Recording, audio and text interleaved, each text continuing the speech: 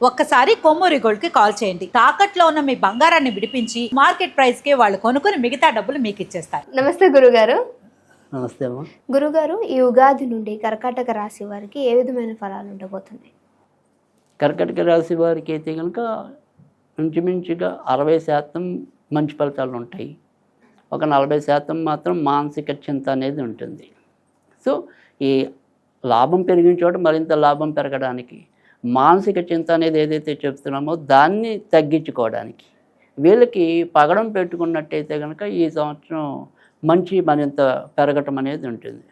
So ఈ మానసిక చింత అనేది అసలు ఎలా వస్తుంది? ఈ సంవత్సరం పరాభవన సంవత్సరంలో ఈ కర్కాటక రాశి వాళ్ళకి ఎందుకు వస్తుంది మానసిక చింత? ఎందుకని వస్తుంది అంటే కనుక ఉద్యోగాల్లో బాగా సతాయింపు ఎక్కువైపోతుంది. సో మనం ఎంత కష్టపడుతున్నా కూడా దానికి తగినంత గుర్తింపు రాలేకపోవటం. సరే మనమే చేస్తున్నాం కదా అని చెప్పి చేసిన వాళ్ళ మీద ఎక్కడైనా సరే ఇంకా ఎక్కువ పని చేయించడం అనేది మామూలు యాజమాన్యాలు. సో అందుకని వీళ్ళకి ఏంటంటే విశ్రాంతి లేని జీవితం ఎక్కువైపోతుంది. సో దానివల్ల ఏమవుతుంది, ఆ యొక్క విసుగు కోపం అన్నంతా కూడా ఇంట్లో ప్రదర్శించడానికి అవకాశం ఉంటుంది. సో దానివల్ల ఇంట్లో వాళ్ళతో వీళ్ళకి ఏదో రకమైన వైరుధ్యాలు రావడానికి ఉంటుంది. దానివల్ల అయ్యో నేను అమ్మని అనేసానే, లేదా నాన్న అనేసానే, నా భర్తను విసుకున్నాను, లేదా నా భార్యను విసుకున్నానే అంటే మనకుండే ఈ విసుగుదలని ఎవరో ఒకళ్ళ మీద మనం చూపిస్తున్నాం ఆ కోపాన్ని. సో దానివల్ల ఏమవుతుంది, అనేసామి అనే మానసిక చింత, అయ్యో నేను అనకుండా ఉండాల్సిందే, నేను నోరు జారానే అని.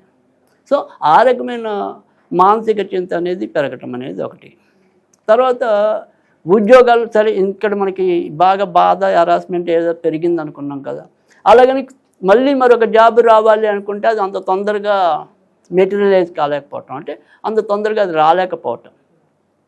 ఇటేమో ఉద్యోగం పోగొట్టుకోవాలో తెలీదు, చెయ్యాలో తెలియదు.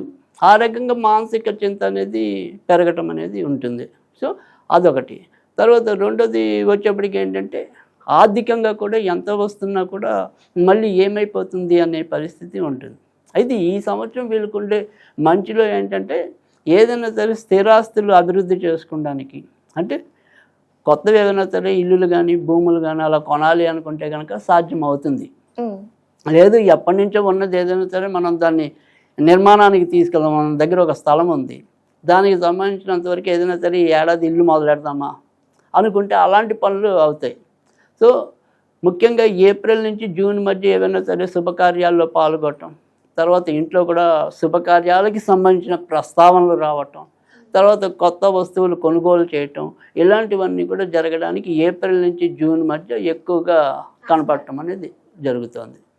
సో సాధారణంగా ఏంటంటే ఈ సంవత్సరం మొత్తం మీద చూసినప్పుడు కూడా అన్ని రాశుల వాళ్ళు కూడా అధిక శాతం ఈ డిసెంబర్ నుంచి రాహుకేతు మారుతారు మనకి గోచారంలో.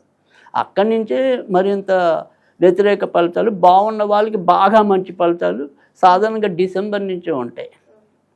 సో అందుకని డిసెంబర్ దాకా మాత్రం ఎప్పుడు ఎవరికి ఎలాంటి ఇబ్బంది ఉన్నా కూడా మొత్తానికైతే వాటిని అధిగమించి ఎంతో కొంత ముందుకు రావటం అనేది అయితే ఉంటుంది. సో మనం కన్సిడర్ చేయాల్సిందంటే మనం ఏదైనా సరే ఎక్కువ మాట్లాడాల్సి వస్తే డిసెంబర్ తర్వాత నుంచే ఎక్కువగా, ఆ డిసెంబర్ నుంచి మళ్ళీ వచ్చే ఏప్రిల్ ఉగాది వరకు కూడా కొంత ఇబ్బందులు అధికంగా ఫేస్ చేయటం అనేది ఉంటుంది. ఓకే. సో మరి వీళ్ళు ఏ విధమైనటువంటి సమయంలో ధరించాలి అంటారు? రైట్. పగడం అనేది ఎప్పుడు కూడా అంటే దాన్ని మనం ఉంగరం వేలుకి పెట్టుకోవచ్చు, చూపుడు వేలుకి కూడా పెట్టుకోవచ్చు.